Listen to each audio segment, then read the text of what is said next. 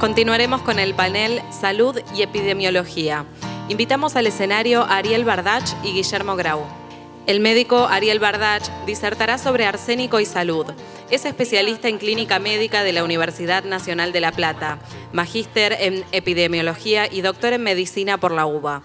Es investigador del CONICET y se desempeña como vicedirector del Centro de Investigaciones en Epidemiología y Salud Pública, unidad ejecutora del CONICET y del Instituto de Efectividad Clínica y Sanitaria. Doctor, tiene la palabra.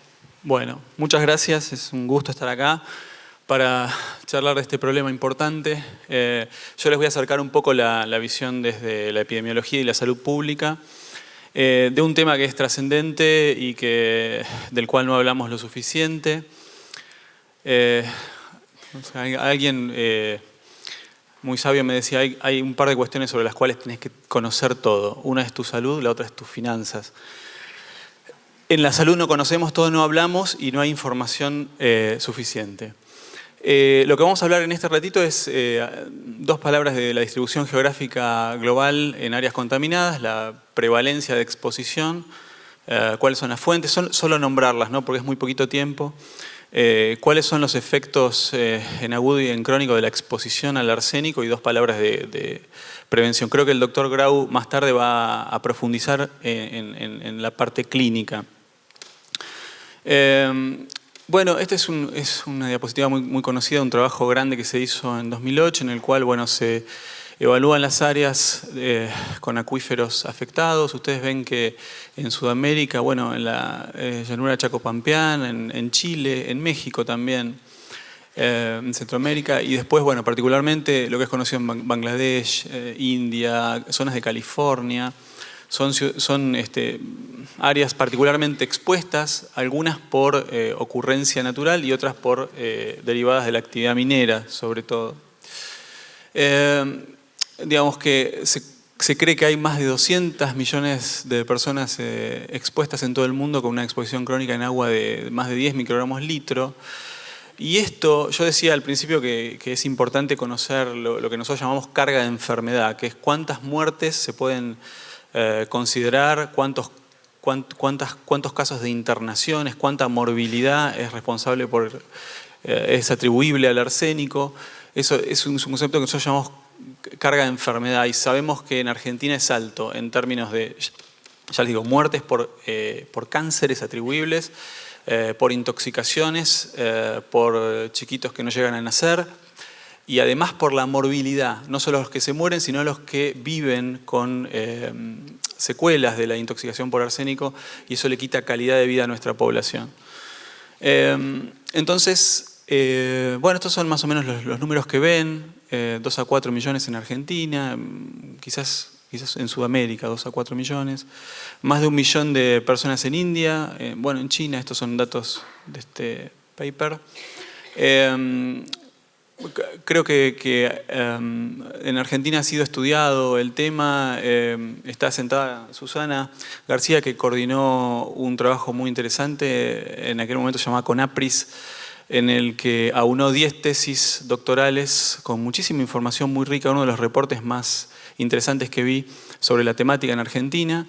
Y este es nuestro estudio que hicimos en 2014 y 2015 con el Foro para el Desarrollo Nacional, la Universidad del Centro de la Provincia de Buenos Aires, CONICET, en el cual,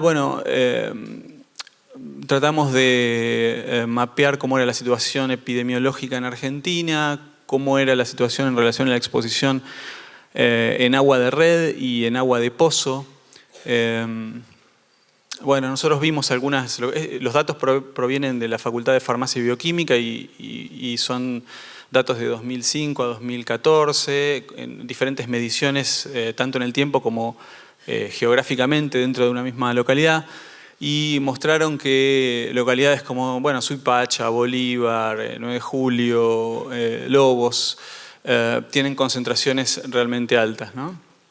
Después, un estudio reciente del Instituto Tecnológico de Buenos Aires también hizo determinaciones. Las rojitas son más de 50, estos son algo de 500 mediciones que ellos realizaron. Las amarillas son entre 10 y 50 y las verdecitas son 10 o menos. Pero como decía el doctor Nicoli, si bien existen estos límites o estos puntos de corte, en realidad es como un continuo la exposición en cuanto al riesgo poblacional. No se puede decir que niveles bajos estén absolutamente exentos de riesgo. Entonces la contaminación puede provenir de compuestos inorgánicos del suelo, de gases y materiales contaminados. Las exposiciones agudas, las intoxicaciones agudas proceden de trabajadores que se exponen a gases durante tiempo prolongado, pesticidas, herbicidas, plantas desfoliantes, electrónica, fundición de metales, minería, sitios de desechos tóxicos, alimentación animal, semiconductores, combustibles fósiles, industria del vidrio, decorativo y de la cerámica. Estos son los lugares desde donde se contamina la gente. Bueno, y en la dieta también. Estos son los alimentos que pueden estar contaminados a partir de un relevamiento que se hizo en esta revista. Y la gente se contamina a partir de estas cosas, ¿no? La gente que no está directamente expuesta a los trabajos de minería o a la industria se contamina también por los alimentos y por supuesto por el agua. La ingestión crónica de arsénico lleva a una serie de cambios en las células. Cuando uno las ve al microscopio ve que las células tienen núcleos que no son parecidos a los núcleos habituales, a veces tienen micronúcleos, núcleos más pequeños. Existe una alteración en el ADN, se produce una metilación del ADN adicional y se producen polimorfismos nucleares, llamamos nosotros, y polimorfismos en nucleótidos que en el largo plazo llevan a que todos los órganos, porque el arsénico orgánico es muy soluble, entonces todos los órganos del cuerpo están expuestos y pueden desarrollar cambios cancerígenos. Este es un estudio, estos son datos argentinos, nosotros los recabamos en nuestro estudio, pero son datos argentinos, ¿no? De Bartolotta, de Julio Naboni, Hickey Carvalho, son estudios muy importantes que se hicieron en las zonas que mencionaban los profesionales antes, Santiago del Estero, digamos, La Firmeza, en fin, en Buenos Aires. O sea que existen cambios en el ADN muy profundos y que dan cuenta, son responsables de lo que se ve en la piel, que parece ser un órgano especialmente sensible, y lo que se ve a nivel de, bueno, vejiga, cáncer de cuello uterino, pulmón, estómago. La intoxicación aguda, bueno, este es Napoleón. Napoleón, ustedes saben que se murió en Santa Elena, tenía probablemente un cáncer de estómago y en sus restos se conoció que había niveles elevados de arsénico. Hubo otros envenenadores famosos como los Borgia en el pasado. Estoy hablando de la intoxicación aguda. La intoxicación aguda, bueno, clínicamente aparece como, digamos, las personas tienen sobre todo síntomas gastrointestinales, con una depresión del sistema nervioso, con alteraciones cardiológicas como alteraciones en el ritmo cardíaco y hipotensión y pueden morirse, ¿no? Cuando las concentraciones son mayores a 600 por kilo de peso corporal o el tamaño de una arveja, para que se den más o menos idea, puede ser mortal. Y los cambios crónicos son los más importantes. Esta foto es la más conocida del hidroarsenismo crónico regional endémico y su cambio de hiperkeratosis e hiperpigmentación. Bueno, el arsenicismo crónico, como les decía, en la piel da esto, ¿no? Cambios en la tonalidad, aparecen estas manchitas, aparece la piel más gruesa, se irritan las mucosas, en el aparato cardiovascular hay cardiomiopatía, hipertensión, isquemia, enfermedad periférica. En los pulmones, bueno, una serie de cuestiones, pero estas son las más frecuentes. Y en el abdomen también, llevando a cambios en el hígado, en el vaso. En el aparato, digamos, en el sistema nervioso, adormecimientos, espasmos musculares, fallas en la memoria, déficit cognitivos. Hay estudios que han hecho estudios con estudios específicos tanto de imágenes como con pruebas cognitivas que muestran que los expuestos crónicos tienen fallas.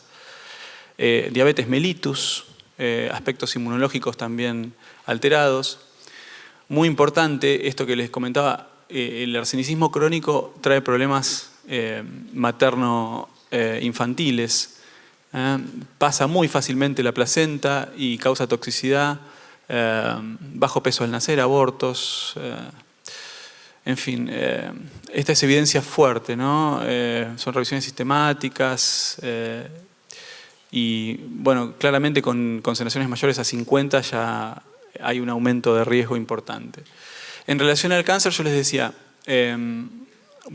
cáncer de pulmón, cáncer de piel, parece que en cáncer de colon y cáncer de pulmón las mujeres son un poquito más susceptibles en cuanto al riesgo. Estamos hablando de exposición de muchos años, ¿no? Exposición crónica a niveles elevados, piel, hígado, riñón, próstata, colon, vejiga. Vejiga particularmente es un cáncer en el que no está claro el nivel. Es posible que niveles aún más bajos que los recomendados por la OMS estén asociados a riesgo. En fin, estos son los cánceres más frecuentes asociados al arsénico. Bien, bueno, estos son números argentinos. Esta es la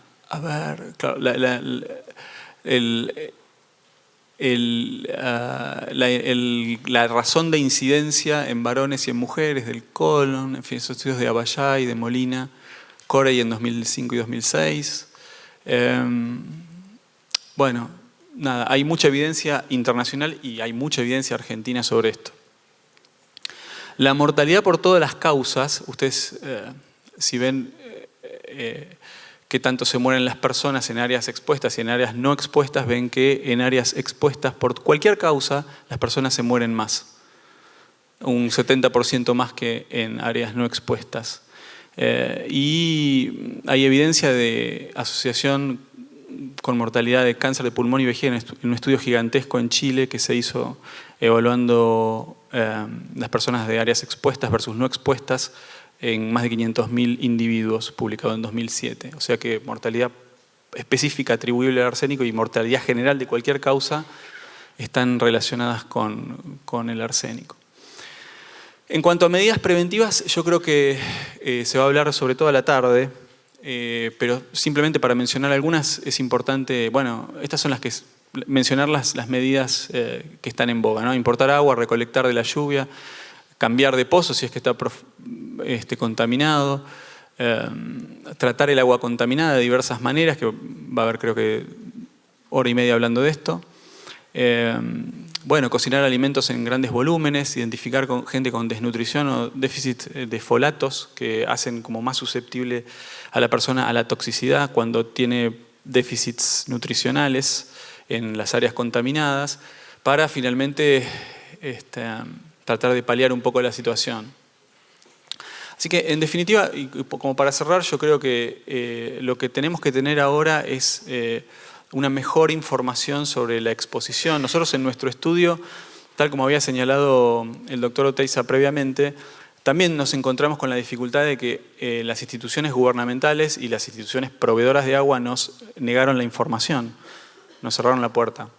Y eso es terrible, ¿no? Porque nos hacen caminar a ciegas. Pero bueno, esto es lo que tenemos y bueno, esto es la charla. Gracias. Gracias por la invitación. Marta y Olga me pidieron que más que hablar de la patología del acre, lo que le contemos un poquito fue la experiencia que tuvimos el año pasado cuando nos pidieron a la Universidad de Buenos Aires, a la Facultad de Farmacia, de Toxicología, Facultad de Medicina, que hiciéramos una guía de acre.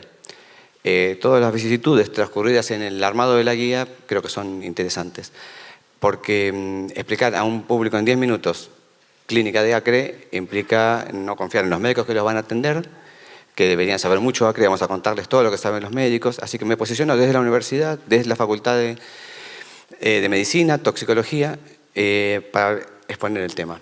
Básicamente, ¿por qué tenemos que saber de acre? Porque si es malo, se encuentra en los acuíferos donde toma nuestra población, parte de nuestra población, su agua, y es una enfermedad prevenible, y da una enfermedad con patología, es parte de la medicina. Así que los médicos empezamos a diagnosticar y hablamos antes decíamos, van a ser 100 años, ahora ya pasaron 100 años, Así que claramente pareciera que fuera un problema médico inicialmente.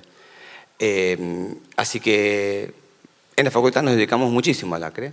¿Cuándo? Cuando un alumno llega a toxicología, por lo general nunca desaprueba con acre, porque ya lo vienen estudiando hace mucho tiempo. Es decir, están cansados de haber estudiado de acre, en patología lo estudiaron muy bien, en semiología, el clínico, maestros de maestros, Falasco decía, el médico clínico se levanta cuando entra el paciente y le da la mano, y de esa manera hace el diagnóstico. Claro, era un viejo médico de rural, donde él hacía el diagnóstico tocando la queratitis de la mano del paciente.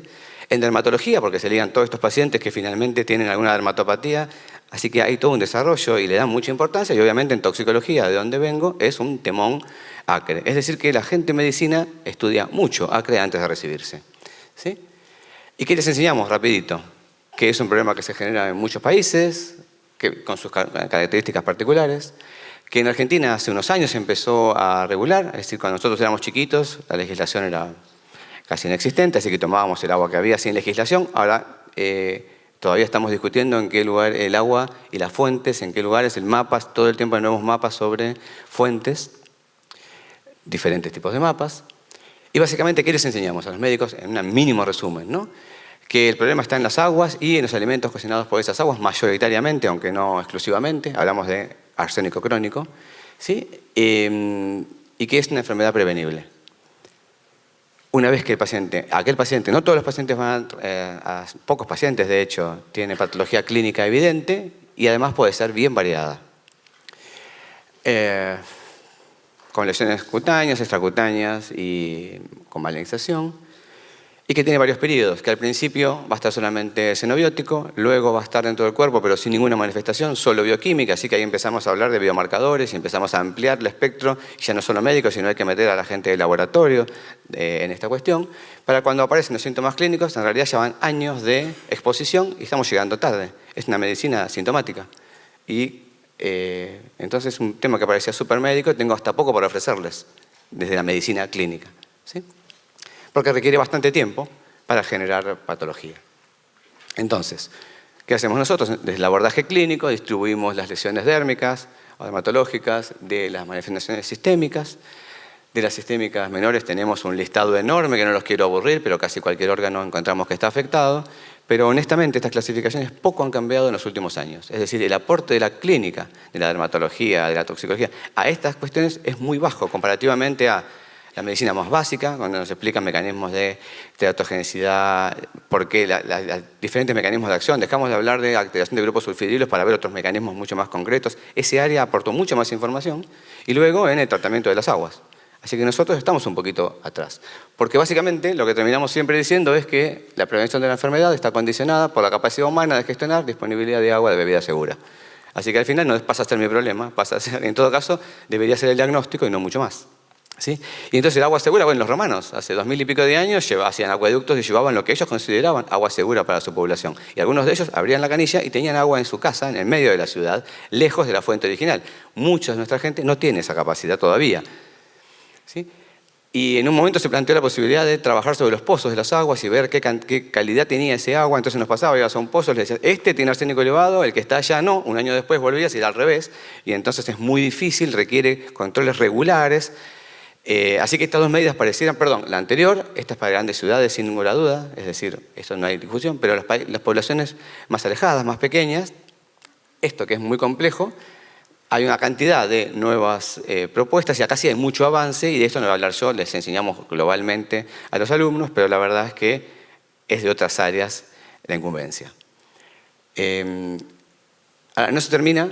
Se recibe de médico y luego hace siempre una especialidad. En la residencia de clínica médica, de pediatría, de medicina, de vuelta es un temón. Y además, al mismo tiempo, deben hacer la carrera de especialista. Por tercera vez, formalmente deben estudiar acre. Explicarles a ustedes acre, vayan a su médico que sabe acre. Seguro que sabe, ¿se entiende? O sea, pasó por muchas instancias de estudio de acre. Pero además, las sociedades científicas, la Sociedad Argentina de Dermatología, la Sociedad de Médicos Argentinos, la Sociedad de Pediatría, la Asociación Toxicológica Argentina, todas ellas lo toman como tema propio y todos tienen desarrollo importante con un montón de publicaciones. Es decir, que los médicos que han estudiado mínimamente saben un montón de acre. Y además, el Ministerio de Salud y muchos organismos oficiales trabajando sobre el tema. Entonces, Los médicos saben mucho de acre, hay conciencia, y especialistas, médicos y no médicos, la mayoría de ustedes son no médicos. Y hay un tema, está claro que el tema está hace 100 años, pero por lo menos en los últimos 25 o 30 en el candelero. En ese contexto, la Facultad de Medicina, la cátedra recibe de 20 guías que había que hacer, se decide que 3 guías van a ser hechas por la cátedra de toxicología. Consumo problemático de sustancias, hay mucha experiencia, hay gente capacitada, la verdad que era un temón que estaba muy bien que se trabajara. Ponzoñas, tenemos al doctor de Roth, genial, digamos, es referente de la materia, y deciden que tiene que hacerse acre, una guía de acre. Sí, otra guía de acre, es decir, de verdad, ya el Ministerio de Salud ha hecho guías espectaculares, y de última debería ser la Susana García, ninguna otra persona, si uno definiera que de esto se ocupa la universidad. Bueno, no hubo forma, había que hacerlo, ya estaban otras tareas, encaramos una guía de acre. Dijimos, no vamos a hacer una guía de acre porque ya hay guías de acre. A la universidad no le gusta que uno le diga que no, pero dijimos, vamos a hacer otra cosa diferente. ¿Por qué? Porque hay excelentes grupos que están trabajando al respecto. Es verdad que a veces las universidades no siempre ayudan con la información ni la forma en que se transmite. Hay a veces como una disociación entre el conocimiento científico. Los gestores de salud que hablan idiomas diferentes, que la mayoría son, hoy ya pocos médicos o gente de las ciencias llega a lugares de gestión. Por ejemplo, son abogados, políticos, no es politólogos.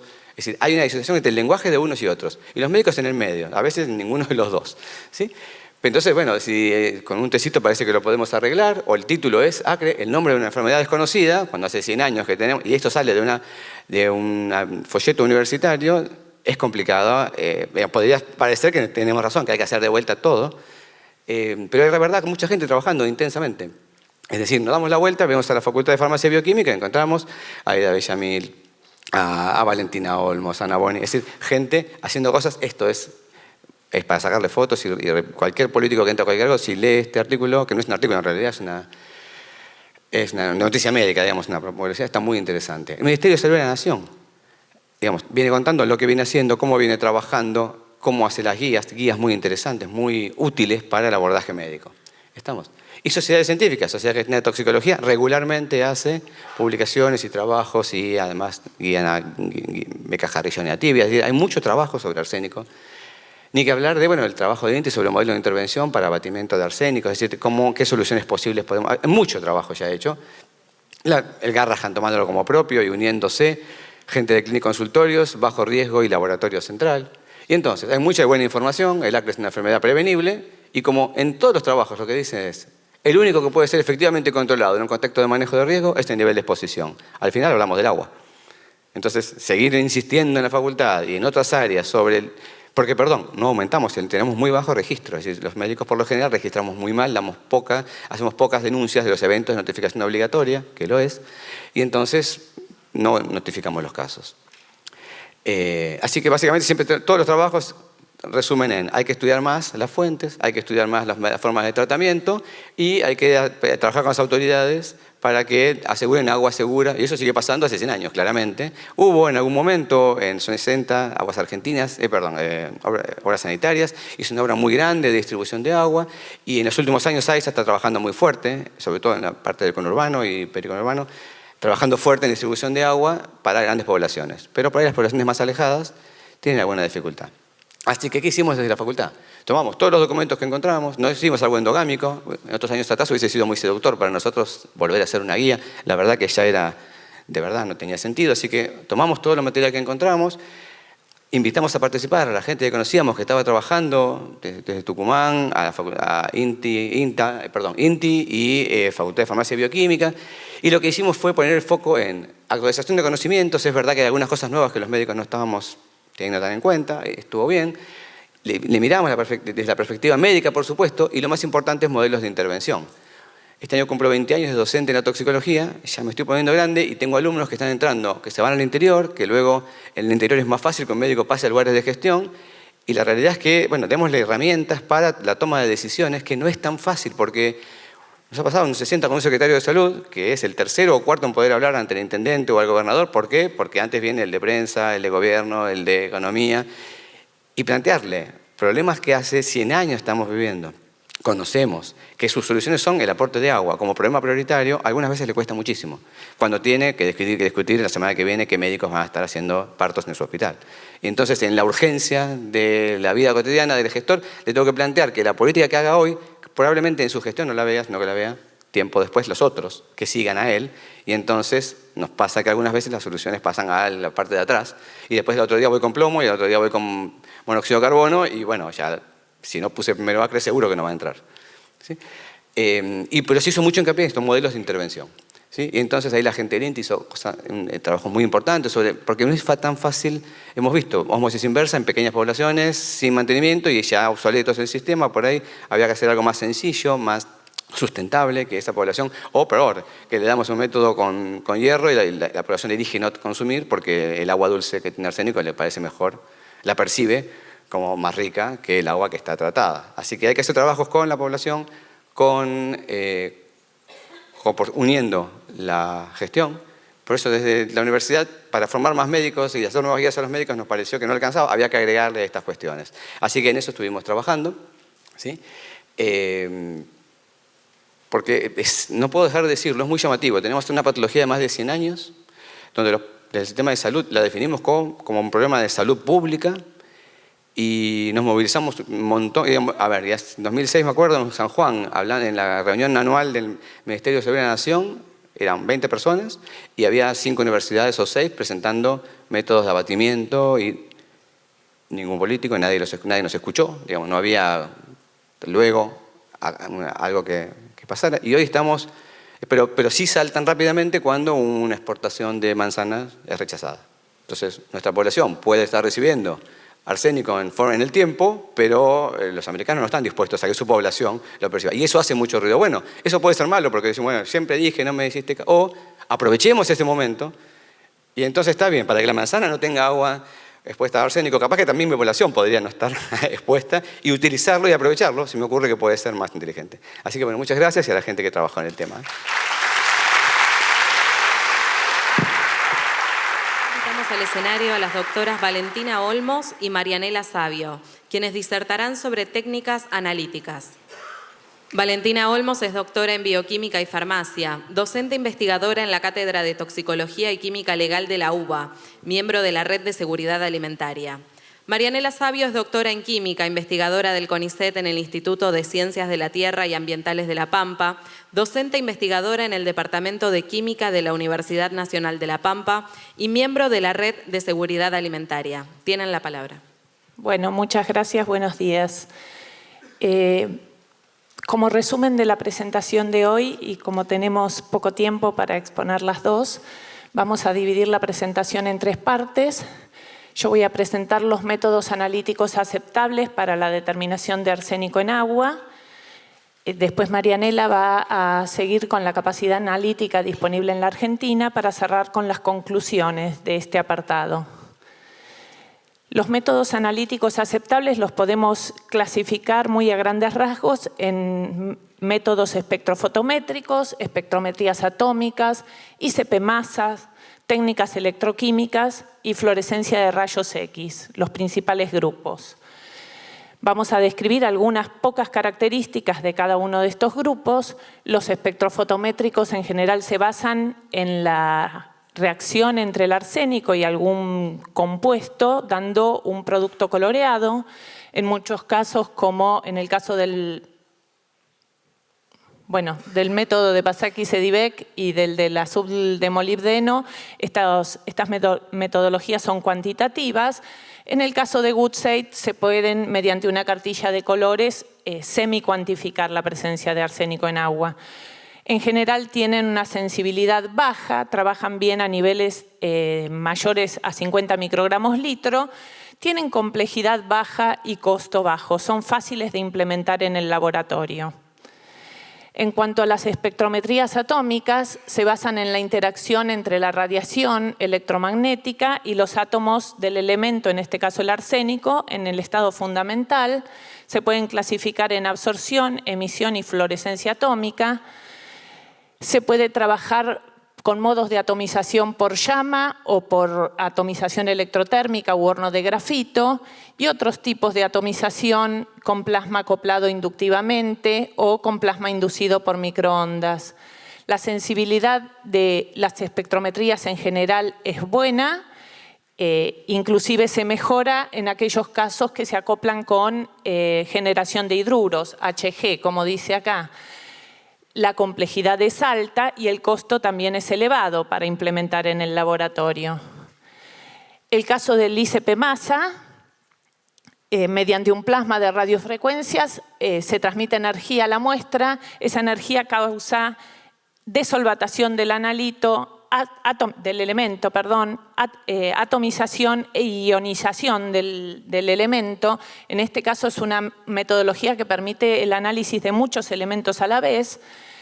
Los iones se extraen, los iones generados se extraen del plasma mediante el vacío y se pueden separarlos de los distintos elementos con base en su relación masa-carga. Esta metodología tiene elevada sensibilidad, sobre todo si se puede acoplar, que se puede acoplar a generación de hidruros, alta complejidad y alto costo. La fluorescencia de rayos X es una técnica que basa en la irradiación del elemento o de la muestra con radiación de muy alta energía y la línea espectral que emite el elemento es la que se mide para determinar su concentración. Es efectiva sobre todo para detectar arsénico en muestras sólidas, suelos y sedimentos, pero también se puede aplicar a muestras líquidas, como es nuestro caso, el arsénico en el agua. Hay dos tipos de fluorescencia de rayos X, de energía dispersiva y por reflexión total. Tienen buena sensibilidad, pero siempre y cuando se aplique un paso de preconcentración de la muestra. En este caso vemos que se puede llegar a límites de detección por debajo del microgramo litro, pero con preconcentración de la muestra. Tienen costo alto y son de alta complejidad también. Por último, las técnicas electroquímicas se basan en la aplicación de una diferencia de potencial utilizando electrodos de distintos materiales, pueden ser de mercurio, de plata, de platino o de oro. Estos dos últimos, platino y oro, son los que otorgan los mejores límites de detección a las técnicas. Se pueden dividir en voltametría anódica o catódica. En general, aplicando voltametría anódica y con electrodo de oro, se pueden medir niveles de arsénico menores a 1 microgramo litro en muestras de agua. La ventaja que tienen estas técnicas es que son muy aplicables en campo, son metodologías de baja complejidad y de costo relativamente bajo y se pueden realizar los análisis en campo. Un resumen de esta comparativa de metodologías que hicimos basándonos en su sensibilidad, selectividad, en el caso de que se pueda aplicar o acoplar a transformación de arsinas, dificultad en la preparación de muestras, posibilidad de acoplar un sistema de especiación, costo y complejidad. Entonces nos quedamos con dos metodologías que son las que tienen las mejores performance en todas estas características que vimos, excepto por supuesto el costo, ¿no? Que va en cuanto a performance es inversamente proporcional. Y que son la espectrometría de absorción atómica con generación de hidruros acopladas y la ICP-Masa, que todavía mejora mucho más su sensibilidad si además se acopla a generación de hidruros. Ambas tienen muy buena sensibilidad, muy buena selectividad cuando se acoplan a los sistemas de generación de arsina, media o baja complejidad en la preparación de muestras, permiten acoplarse a sistemas de especiación para medir las distintas especies del arsénico que pueden estar presentes en el agua, pero son de alto costo para implementar en los laboratorios. Los dejo con mi compañera que va a seguir con la... perdón, me faltaba una más. Y esta es una visual muy comparativa de algunos de los métodos para que vean en los niveles sugeridos por OMS y como límites teniendo en cuenta muchas legislaciones provinciales, cómo se ubican los métodos. Las espectrofotométricas trabajan bien en niveles por encima de 50 y las espectrometrías atómicas, sobre todo las asociadas a generación de hidruros, trabajan muy bien en niveles por debajo de 10. Ahora sí. Ya puse la tuya. Bien, tenemos un pantallazo de todas las metodologías analíticas que se utilizan para la determinación de arsénico.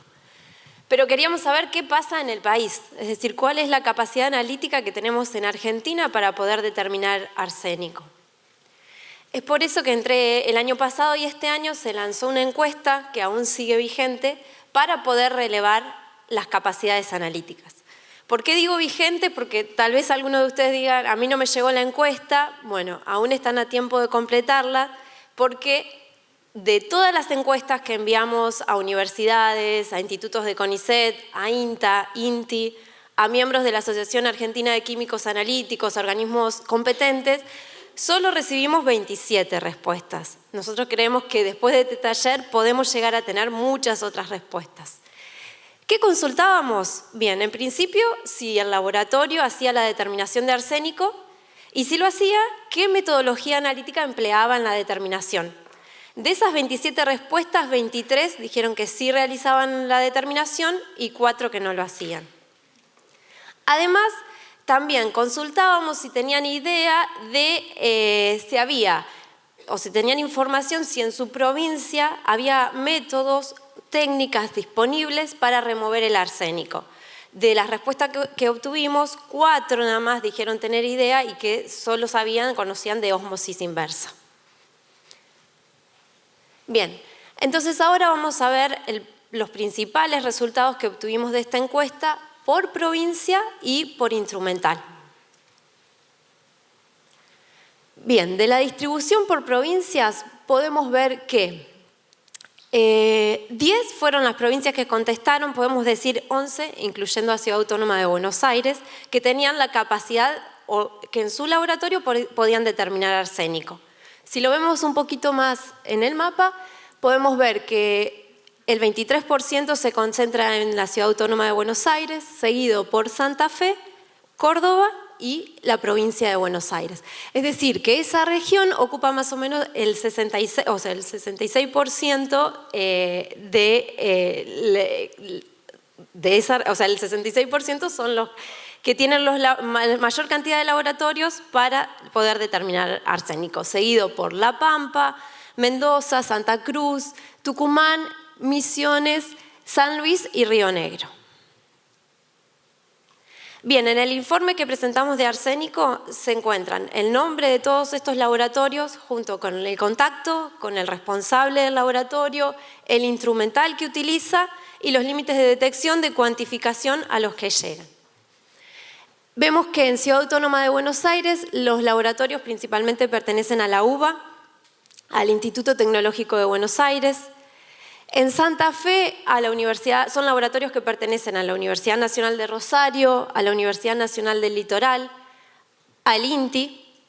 En Buenos Aires, en La Plata, hay un instituto y en San Martín se encuentra la Comisión Nacional de Energía Atómica y el INTI. Mientras que en Córdoba hay una empresa privada, la CENEA también y el CEPROCOR.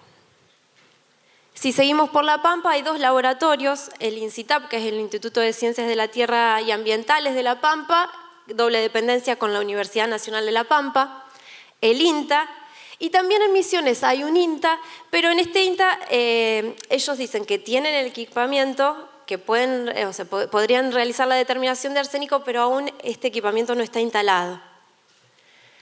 En Mendoza, la Universidad Nacional de Cuyo. En Santa Cruz, la Universidad Nacional de la Patagonia Austral, el CIATI en Río Negro, en Tucumán, la Universidad Nacional de Tucumán, y en San Luis, el Instituto de Química de San Luis, que es también un instituto de CONICET, doble dependencia con la Universidad Nacional de San Luis. Ahora bien, si pasamos a cuál es el instrumental que utilizan todos estos laboratorios, vemos que la mayoría son todas las metodologías analíticas de las que estuvimos hablando recién. Si vamos a los laboratorios, vemos que en Buenos Aires y en Santa Fe son uno de los que más equipamientos tienen porque se puede determinar arsénico a través de ICP-Masa, de técnicas de espectrometrías de emisión atómica, de absorción atómica, por fluorescencia de rayos X. En Santa Fe, ICP-Masa acoplado a HPLC. Recordemos que al acoplar ICP-Masa a HPLC podemos ver todas las especies arsenicales. absorción atómica, fluorescencia atómica, y también utilizan métodos colorimétricos como espectrofotometría UV visible y métodos de kit comerciales. En cuanto a Córdoba, ICP masa y absorción atómica con generación de hidruro. En Ciudad Autónoma de Buenos Aires también por electroforesis capilar. Si seguimos por las demás provincias, vemos que San Luis es otra de las provincias que tiene mucho instrumental para determinar arsénico, ICP masa que lo acoplan con generación de hidruros, ICP óptico también con generación de hidruros, absorción atómica con generación de hidruros. Recordemos que al unir la generación de hidruros a estas técnicas espectrométricas podemos tener límites de detección mucho mejores. En Santa Cruz, espectrofotometría UV visible, ICP masa acoplado a HPLC en Río Negro. En La Pampa, espectrometrías de emisión atómicas acopladas a generación de hidruros, absorción atómica también acopladas a generación de hidruros. Y vemos que en Misiones y en Tucumán también absorción atómica acoplada a generación de hidruros, y este es el equipo en Misiones que aún no está instalado, pero una vez que lo instalen podrían realizar la determinación. Es decir, que si volvemos al gráfico porcentual del instrumental que se utiliza, podemos decir que el 77% utiliza las espectrometrías atómicas de absorción y de emisión en general acopladas a generación de hidruros, y ICP masa, espectrometrías de masas inorgánicas, en general acopladas a HPLC porque nos permite ver todas las especies arsenicales.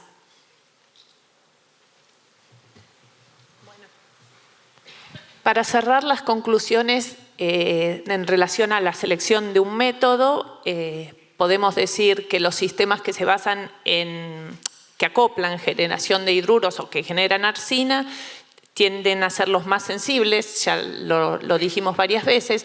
La ICP masa como metodología parece ser la mejor, es la que mejor cumple con todos los requisitos. Escuché en una de las charlas al principio que fue la que utilizaron para determinar los niveles de arsénico en arroz. Y bueno, si estas técnicas se acoplan con cromatografía, se pueden determinar las distintas especies, las tóxicas y las no tóxicas del arsénico. Siguiente. La contra que tienen es que requieren, es instrumental de alto costo y requieren capacitación del personal para el manejo del instrumental. Ya. Bueno, y de esta exposición podemos decir entonces que en Argentina están las capacidades analíticas, existen capacidades analíticas suficientes, suficientemente sensibles para poder determinar arsénico en concentraciones debajo de los 10 microgramos por litro, que es lo que establece la Organización Mundial de la Salud. Y aunque la distribución de los laboratorios es amplia, de lo que relevamos en esta encuesta, que les digo sigue vigente y a todos los participantes del taller luego se va a enviar para que la puedan responder, de lo que nosotros relevamos se destaca que en Ciudad Autónoma de Buenos Aires, Santa Fe, Córdoba y Buenos Aires es donde mayor instrumental hay para determinar arsénico. Bien, y muchas gracias a ustedes por la atención.